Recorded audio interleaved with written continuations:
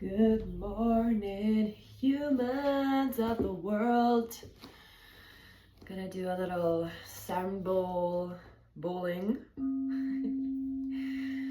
for your morning and just a little chat about the complexity of being a human being, of being human, of being a human being. We are human beings, we are not human doings. We are human seeings as well. So settle in, get a cup of tea. You can still be lying in bed if you want. You can watch this on your drive to work. Whatever feels good for you. I mean, I hope you're familiar with sound bowls if you are driving to work, because I don't want to put you back to sleep, you know? So maybe don't watch it driving to work. Don't want anyone crashing their cars. But yeah, I just want to talk about the experience of living in this world, which is so dense. A lot of density on this planet, as we know. Lots of darkness has been coming to light, especially this year. The release of certain things in the media to the mainstream public, etc., etc.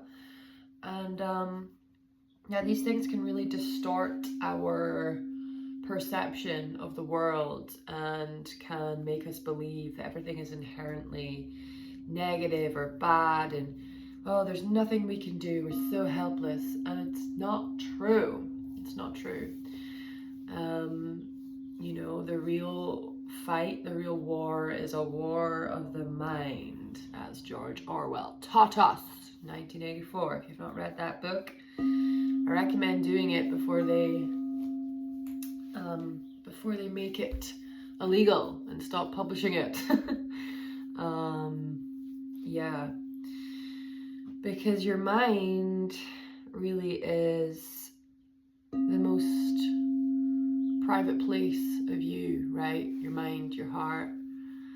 And there's so many different ways which our minds are constantly being attacked through media and the powers that be, or that were. And so we need to protect our minds, we need to pour love into our hearts, and to be able to know that if we don't want to take something in, we don't have to. So there's so many different ways, you know, that we can do this. Through setting boundaries with social media, with what times we're using social media, like not going on social media in the morning or only using it to create. There's ways that we can do this so that we're not constantly bombarded with the negative information of the world. And, you know, when you struggle with depression or mental health issues, this world loves to make us believe, you know, the medical Western kind of mainstream narrative is like, okay, you have a mental illness and, you know, that's just really normal because everyone's mentally ill these days. And it is what it is. Here's some pills, you know. And I want you to know that as much as depression and mental illness are common, they are, God, this cup of tea is hitting. As common as these things are, understandably so, living in such a dense world, they're not, it doesn't mean that there's something wrong with you. It doesn't mean that you're broken. It doesn't mean that you need to be fixed. And so the opposite of depression is expression.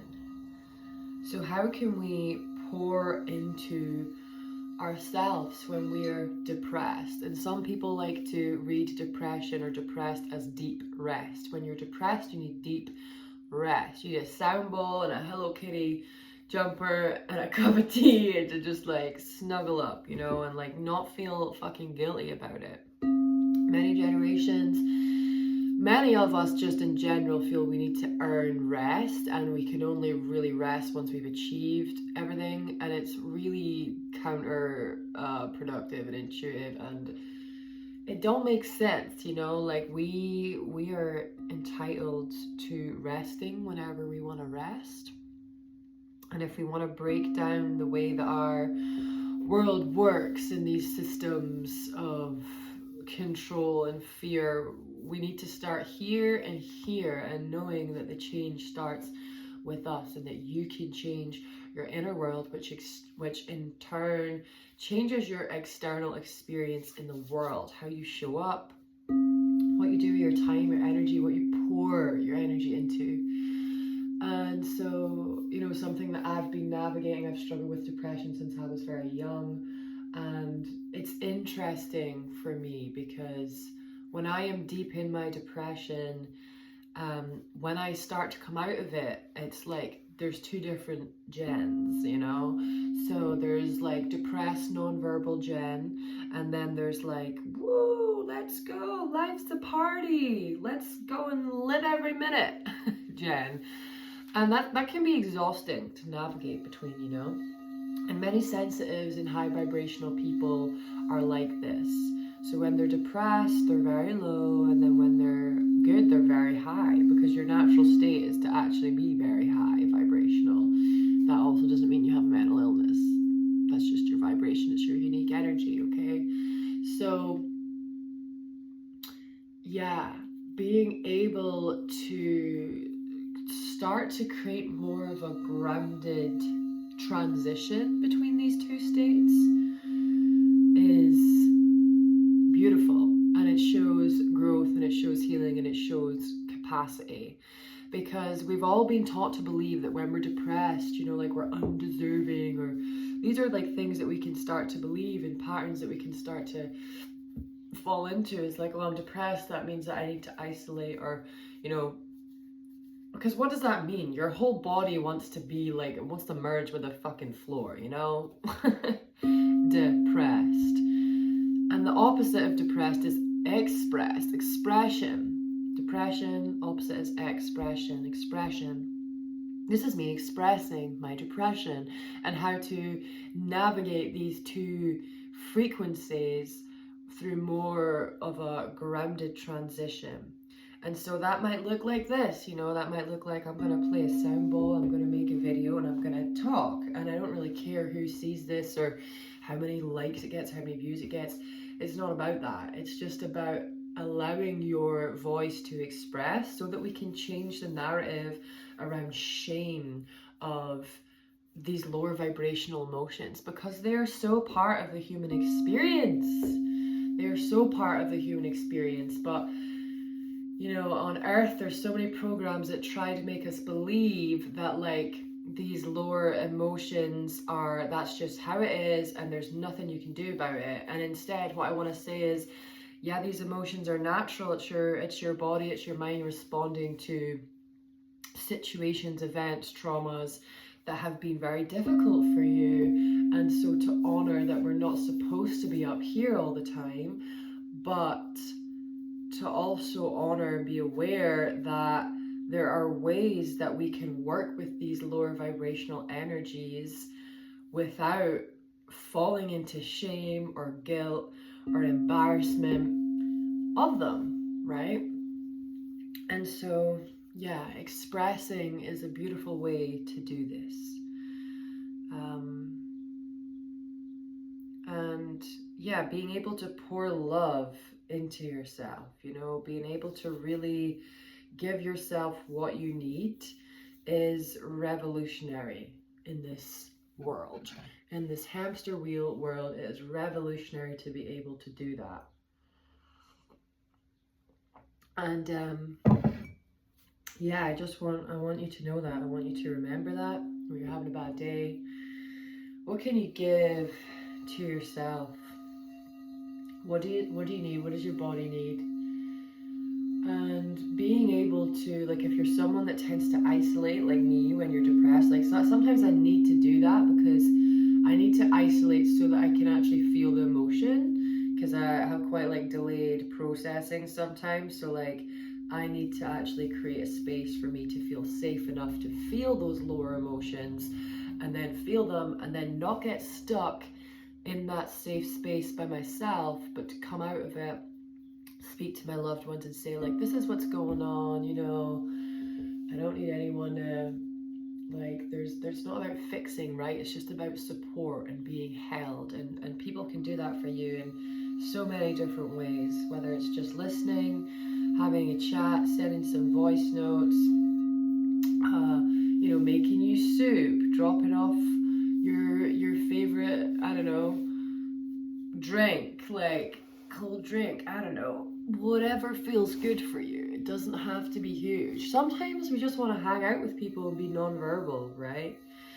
So it's getting clear, like being able to actually express what we need is part of the healing process, and it's really, really important. And for people that have had to do a lot of their healing alone, or they've been isolated, you know, this is an integral part of healing, and we're not supposed to heal alone. We're so segregated today as humans, living in our expensive little boxes, and that's never how we were, like, you know, it's not what we're here to do or how we're here to evolve. So when you're going through these low vibrations, call on others who can help support you, who can help you swim through these deep currents, without saying, like, okay, I need to pull you out of this. It's not about savior mode. We don't need that. You know, it's about trusting that everyone goes through their own emotions and their own currents, and we're all just kind of swimming together in this big ocean. You know, sometimes the river is nice and still. It flows and there's no obstruction, there's no blocks, there's no fallen debris. And other times there's a lot of blocks, you know, there's a big tree, there's a big rock, and it's like, shit, how am I gonna get around this? And when that happens, that's when we call on our friends. Do you have a little lifeboat I can use, I can borrow? Do you mind helping me? So yeah. So expressing when you are depressing is medicine for your soul. It's good, it's healing. And it might feel weird to start with. Like, if you're very used to not doing that, it's gonna feel weird, it's gonna feel uncomfortable, but I promise it will get easier the more you do it. Because you're deserving of love, you're deserving of support, and you're not supposed to do it all on your own. So find out what works for you. Create that balance between giving love to yourself, pouring into yourself, and then calling on your loved ones to help you with that process. Okay, beautiful humans, that is my